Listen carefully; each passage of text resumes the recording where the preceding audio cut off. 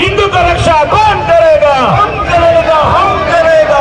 KGF ಕ್ಷೇತ್ರದ ಮಾಜಿ ಶಾಸಕರಾದ ವೈ ಸಂಪಂಗಿ ಹಾಗೂ ಮಾಜಿ ಸಂಸದರಾದ ಎಸ್ ಮುನಿಸ್ವಾಮಿರವರ ನೇತೃತ್ವದಲ್ಲಿ ಭಾರತೀಯ ಸೇನೆಯೊಂದಿಗೆ ರಾಷ್ಟ್ರ ರಕ್ಷಣೆ ಸಂಕಲ್ಪಕ್ಕಾಗಿ ಇಂದು ನಗರದ ಪ್ರಮುಖ ರಸ್ತೆಗಳಲ್ಲಿ ಸುಮಾರು 1 ಕಿಲೋಮೀಟರ್ ಉದ್ದದ ತಿರಂಗ ಧ್ವಜಯಾತ್ರೆಯನ್ನು ಹಮ್ಮಿಕೊಳ್ಳಲಾಗಿತ್ತು. ಈ ಸಂದರ್ಭದಲ್ಲಿ ಬಿಜೆಪಿ ಪಕ್ಷದ ಎಲ್ಲ ಮುಖಂಡರು, ಸಾರ್ವಜನಿಕರು, ವಿದ್ಯಾರ್ಥಿಗಳು ಹೆಚ್ಚಿನ ಸಂಖ್ಯೆಯಲ್ಲಿ ಭಾಗವಹಿಸಿ ದೇಶದ ರಕ್ಷಣೆಗೆ ತಮ್ಮ ಬೆಂಬಲವನ್ನು ವ್ಯಕ್ತಪಡಿಸಿದರು.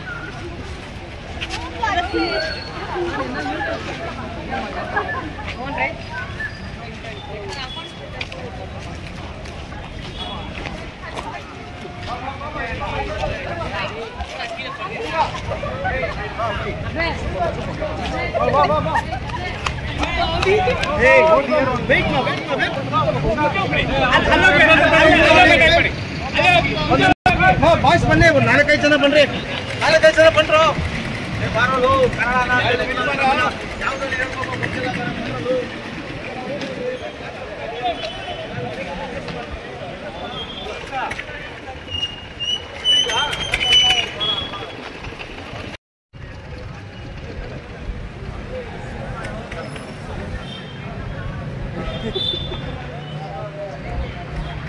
ಅರ್ಧ ಮಾಡಬೇಕಾಗಿತ್ತು.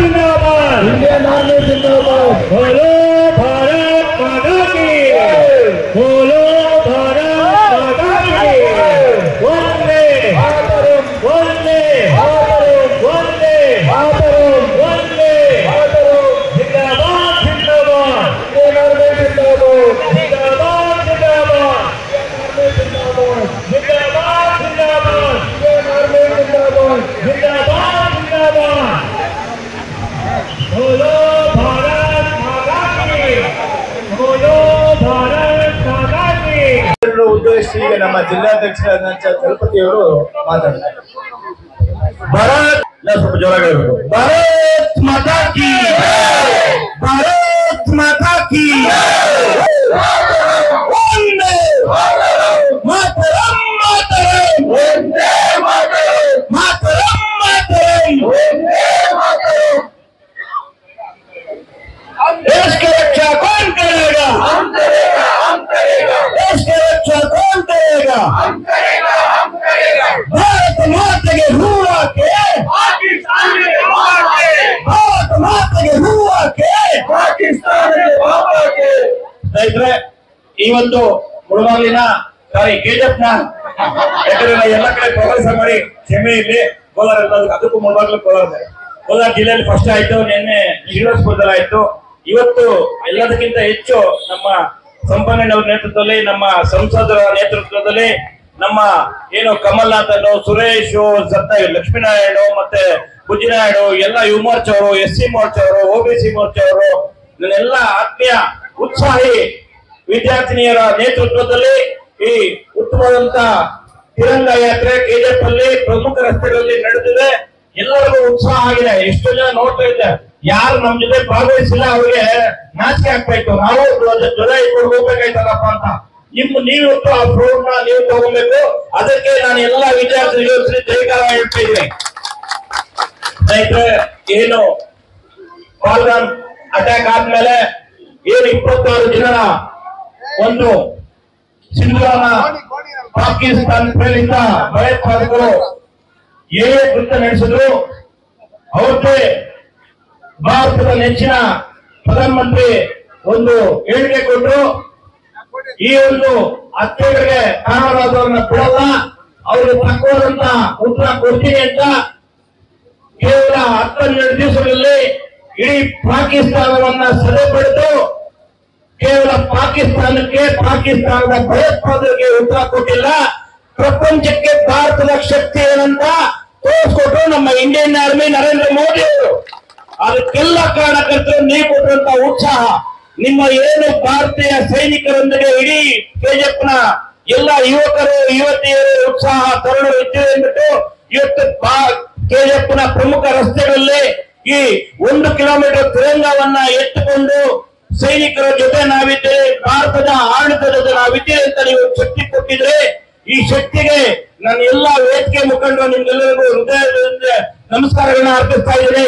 ಏನಿವತ್ತು ಪ್ರಪಂಚ ಭಾರತದ ಕಡೆ ತಿರುಗಿ ನೋಡ್ತಾ ಇದೆ. ಭಾರತದ 1 ಇಂಚು ಜಾಗ ಹಾಕೋದು ಒಬ್ಬ ವ್ಯಕ್ತಿನ ಹತ್ಯೆ ಮಾಡಿದ್ರೆ ಪ್ರಪಂಚಕ್ಕೆ ಭಯ ಬೀಳಲ್ಲ, ಯಾವುದೇ ಕಂಟ್ರಿ ಭಯ ಬೀಳಲ್ಲ. ಭಾರತದ ಶಕ್ತಿ ಮಿಲಿಟರಿ ಶಕ್ತಿ ಅಷ್ಟು ಚೆನ್ನಾಗಿದೆ. ಇವತ್ತೇನು ಮೋದಿ ಅವರು ಪ್ರಧಾನಮಂತ್ರಿ ಆಗಿದ್ದಾಗ ಹೇಳಿದ್ರು ಒಂದು ಮಾತು, ಭಾರತದ ಆತ್ಮನಿರ್ಭರದಲ್ಲಿ ಇವತ್ತು ನಾವು ತಯಾರು ಮಾಡಿದಂತ ಮಿಸೈಲ್ಗಳು ಏನಿದೆ, ಬ್ರಹ್ಮೋಸ್ ಹಾಕ್ಬೋದು, ಇವತ್ತು ಡ್ರೋನ್ ಹಾಕ್ಬೋದು, ಯಾವುದೇ 1000 ಕಿಲೋಮೀಟರ್ ದೂರ ಹೋಗಿ ಒಂದು ಸದಬಾರದು ವೈರಿ ರಾಷ್ಟ್ರವನ್ನ ರುಂಡನ ಚೆಂಡಾಡಿ ಬರ್ತದೆ. ಆ ತಾಕತ್ತು ಇವತ್ತು ಭಾರತದ ಸೈನ್ಯಕ್ಕಿದೆ, ಭಾರತದ ನರೇಂದ್ರ ಮೋದಿಗಿದೆ.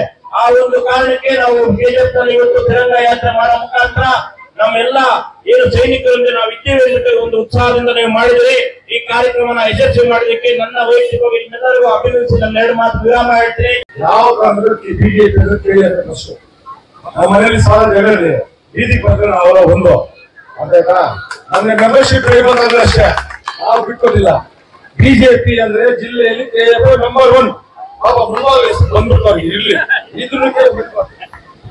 ಇದು ಪಾರ್ಟಿ ವತಿಯಿಂದ ಮಾಡಿಲ್ಲ, ಇದು ಎಲ್ಲಾ ಭಾರತೀಯರು ಸೇರ್ಕೊಂಡು ಇದನ್ನ ತಿರಂಗ ಯಾತ್ರೆ ಮಾಡಿರ್ತಕ್ಕಂಥದ್ದು.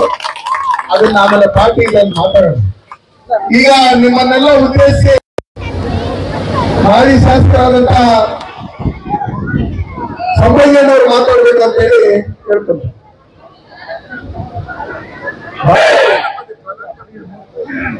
ಆತ್ಮೀಯ ಭಾರತ ದೇಶದ ಹೆಮ್ಮೆಯ ಪ್ರಜೆಗಳೇ, ದೇಶ ಪ್ರೇಮ ಇಟ್ಕೊಂಡು ತಿರಂಗ ಯಾತ್ರೆಯನ್ನು ಮಾಡಬೇಕಂತೇಳಿ ನಮ್ಮ ಕ್ಷೇತ್ರದ ಮತ್ತು ಜಿಲ್ಲೆಯ ಎಲ್ಲ ಪ್ರಮುಖರು ತೀರ್ಮಾನ ಮಾಡಿದ ನಂತರ ನಮ್ಮ ಕೆಜಿಎಫ್ ನಗರದಲ್ಲಿ ಮಾಡಬೇಕು ಅಂತೇಳಿ ಅನೇಕ ಸಂಘ ಸಂಸ್ಥೆಗಳಿಗೆ ಮನವಿಯನ್ನು ಕೊಟ್ಟ ಮೇಲೆ ಮತ್ತೆ ವಿದ್ಯಾಸಂಸ್ಥೆಗಳಿಗೆ ನಾವು ಮನವಿಯನ್ನು ಕೊಟ್ಟ ಮೇಲೆ ಇಲ್ಲಿ ಬಂದಿರ್ತಕ್ಕಂಥ ಅನೇಕ ಗುರುಗಳೆಲ್ಲರೂ ಕೂಡ ನಮ್ಮ ಮುಂದೆ ಇದ್ದಾರೆ. ಹೆಸರಿದ್ರೆ ಬಹಳಷ್ಟು ಜನ ಹೆಸರಿರ್ಬೇಕಾಗ್ತದೆ, ಸಮಯ ಕಡಿಮೆ ಕೊಟ್ಟಿದ್ದಾರೆ.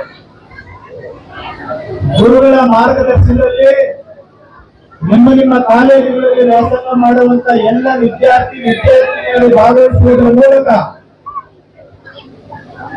ನಮ್ಮ ಕ್ಷೇತ್ರದಲ್ಲಿರ್ತಕ್ಕಂಥ ಎಲ್ಲ ಸಂಘ ಸಂಸ್ಥೆಗಳು, ಪಕ್ಷಾತೀತವಾಗಿ ರಾಜಕೀಯ ಪ್ರಮುಖರು ನಮ್ಮ ಜೊತೆಯಲ್ಲಿ ಕೈ ಜೋಡಿಸಿ ಮಾಧ್ಯಮದ ಸ್ನೇಹಿತರೊಂದಿಗೆ ಭಾರತದ ಹಿರಿಮೆಯನ್ನ ಗರಿಮೆಯನ್ನ ಜಗತ್ತಿಗೆ ನಾವೆಲ್ಲರೂ ಕೂಡ ಭಾರತದ ಒಳಗಡೆ ದೇಶಕ್ಕಾಗಿ ನಾವೆಲ್ಲರೂ ಯಾವ ರೀತಿ ಒಗ್ಗಟ್ಟಾಗಿದ್ದೀವಿ ಅನ್ನುವಂಥದ್ದನ್ನ ತಿರಂಗ ಯಾತ್ರೆಯ ಮೂಲಕ ನಾವು ತೋರಿಸಬೇಕಾಗಿತ್ತು. ಅದು ನಾವು ಇವತ್ತು KGF ಅಲ್ಲಿ ಮಾಡಿ ತೋರಿಸಿದ್ದೇವೆ ಬಂಧುಗಳೇ. ಗಡಿಯಲ್ಲಿ ಯೋಧರು ನಮಗಾಗಿ ಅನ್ನು ಕಾಯುತ್ತಿದ್ದಾರೆ, ಪ್ರಾಣವ ತ್ಯಾಗ ಮಾಡಿ ದೇಶವನ್ನ ವಿಶ್ವಮಟ್ಟದಲ್ಲಿ ಅಗ್ರಗಣ್ಯ ಸ್ಥಾನಕ್ಕೆ ತೆಗೆದುಕೊಂಡು ಹೋಗಲಿಕ್ಕೆ ನಮ್ಮ ದೇಶದ ಪ್ರಧಾನಮಂತ್ರಿಗಳು ನರೇಂದ್ರ ಮೋದಿಜಿಯವರು ಕೆಲಸ ಮಾಡ್ತಾ ಇದ್ದಾರೆ. ಆದ್ರೆ ದೇಶದ ಒಳಗಡೆ ಇರ್ತಕ್ಕಂಥ ನಮ್ಮೆಲ್ಲರ ಜವಾಬ್ದಾರಿ ಏನು ಅನ್ನುವಂತ ಪ್ರಶ್ನೆ ನಮ್ಮ ಮುಂದೆ ಬಂದಾಗ, ಯಾವುದೇ ಸಂದರ್ಭದಲ್ಲಿ ದೇಶಕ್ಕೆ ಆತಂಕ ಬಂದಾಗ, ದೇಶಕ್ಕೆ ಅಭದ್ರತೆ ಬಂದಾಗ, ದೇಶ ಸಂಕಷ್ಟಕ್ಕೆ ಬಂದಾಗ ನಾವು ಎಲ್ಲವನ್ನು ಮರೆತು ಜಾತಿ, ಧರ್ಮ, ರಾಜಕೀಯ ಎಲ್ಲವನ್ನು ಮರೆತು ನಾವೆಲ್ಲರೂ ಒಂದಾಗಬೇಕಾಗಿದೆ ಬಂಧುಗಳೇ. ಅದಕ್ಕಾಗಿ ಇವತ್ತು ನಾವೆಲ್ಲರೂ ಕೂಡ ನೋಡಿ, ಎಲ್ಲ ಧರ್ಮದವರು ನಾವಿಲ್ಲಿದ್ದೀವಿ, ಎಲ್ಲ ಜಾತಿಯವರು ನಾವಿಲ್ಲಿದ್ದೀವಿ. ಇದಕ್ಕೆ ಕಾರಣ ಏನು? ಆ ಭಾರತ ಮಾತೆ ನಮಗೆ ಕೊಟ್ಟಿರ್ತಕ್ಕಂಥ ಜನ್ಮ, ಆ ಭಾರತ ಮಾತೆಯ ಮಡಿಲಲ್ಲಿ ಜನ್ಮ ಪಡೆದಂತ ನಾವು ಈ ಕರ್ಮಭೂಮಿಯ ಋಣವನ್ನು ತೀರಿಸಬೇಕು. ಅದಕ್ಕಾಗಿ ಈ ತಿರಂಗ ಧ್ವಜವನ್ನು ಹಿಡಿದು ಬೀದಿಗಳಲ್ಲಿ ಮೆರವಣಿಗೆ ಮಾಡುವುದರ ಮೂಲಕ ನಾವೆಲ್ಲರೂ ಕೂಡ ದೇಶಕ್ಕಾಗಿ ಸೈನಿಕರೊಂದಿಗೆ ನಾವಿದ್ದೇವೆ, ಈ ದೇಶದ ಪ್ರಧಾನಮಂತ್ರಿಗಳ ಜೊತೆಗೆ ನಾವಿದ್ದೇವೆ, ನಾವೆಲ್ಲರೂ ಒಗ್ಗಟ್ಟಾಗಿದ್ದೇವೆ ಅನ್ನುವಂತ ಸಂದೇಶವನ್ನ ಕೊಡಬೇಕಾಗಿದೆ. ಅದಕ್ಕಾಗಿ ನಾವು ಈ ಯಾತ್ರೆಯನ್ನು ಮಾಡುತ್ತಿದ್ದೇವೆ ಬಂಧುಗಳೇ. ಇದಕ್ಕೆ ಯಾವುದೇ ರಾಜಕೀಯ ಬಣ್ಣವನ್ನು ಕಲ್ಪಿಸುವುದು ಬೇಡ. ನಾವೆಲ್ಲರೂ ಒಂದು,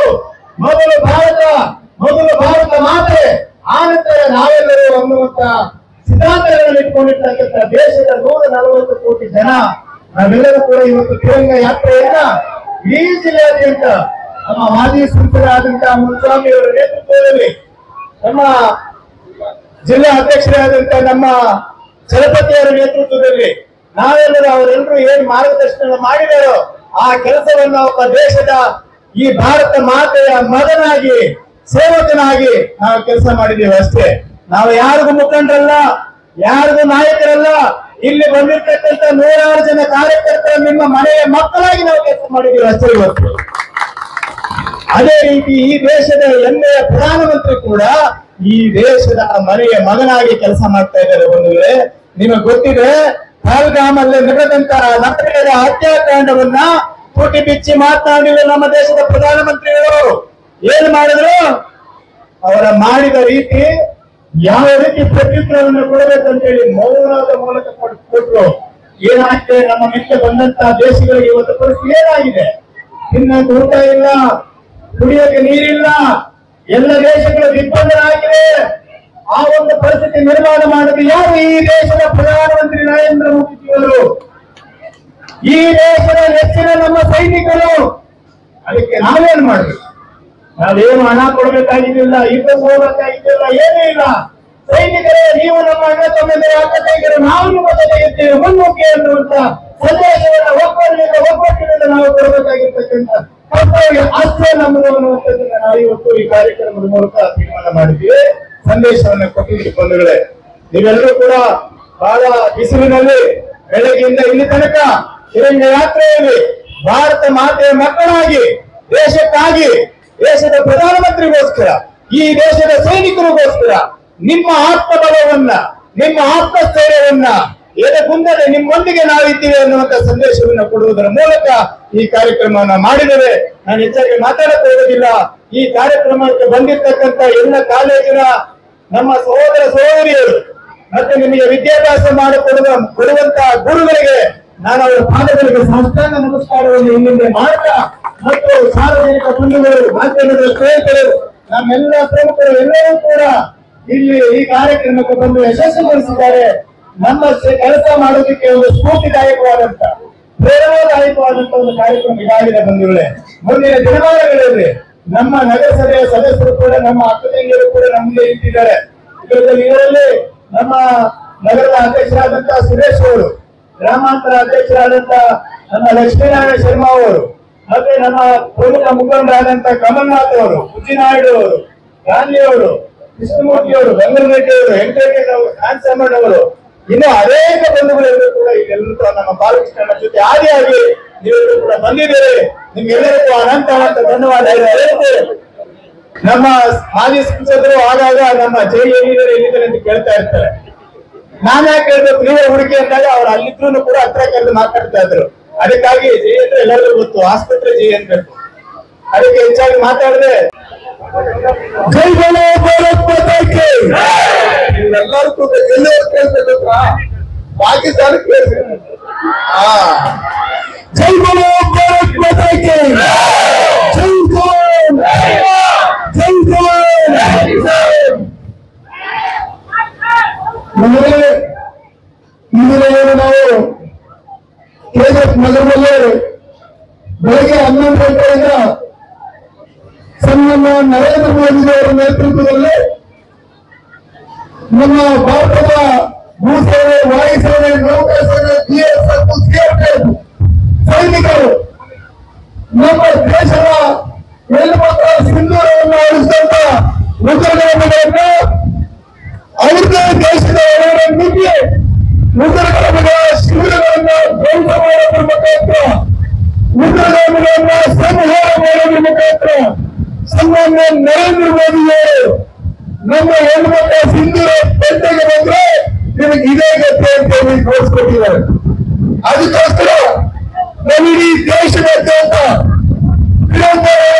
ಮಾಡೋದ್ರ ಮುಖಾಂತರ ನಮ್ಮ ನರೇಂದ್ರ ಮೋದಿಯವರಿಗೆ, ನಮ್ಮ ರಕ್ಷಣಾ ಸಚಿವರಿಗೆ, ನಮ್ಮ ಸೈನಿಕರಿಗೆ ನಾವು ವಿದ್ಯುತ್ ಮುಂದಕ್ಕೆ ಮಹಿಳಾತ್ರಿ ಪಾಕಿಸ್ತಾನದ ಲೆಕ್ಕಾಚಾರದಲ್ಲಿ ಇವತ್ತು ಸನ್ಮಾನ್ಯ ನರೇಂದ್ರ ಮೋದಿಜಿಯವರು ಪಾಕಿಸ್ತಾನಕ್ಕೆ ಒಂದು ಬಿಟ್ಟ ಹೆಜ್ಜೆಯನ್ನು ಇಟ್ಟು ನಾವು ಮುಂಚಿನ ಪ್ರಪಂಚದ ಭೂಪಟದಲ್ಲಿ ಪಾಕಿಸ್ತಾನ ಅನ್ನೋ ಲಕ್ಷಣ ಇರಲ್ಲ ಅಂತ ಹೇಳಿ ನೋಡ್ಕೊಂಡಿರ್ತಕ್ಕಂಥವ್ರಿಗೆ ನಾವು ಬೆಂಬಲ ಸೂಚಿಸ್ತಾ ಇದ್ದೀವಿ.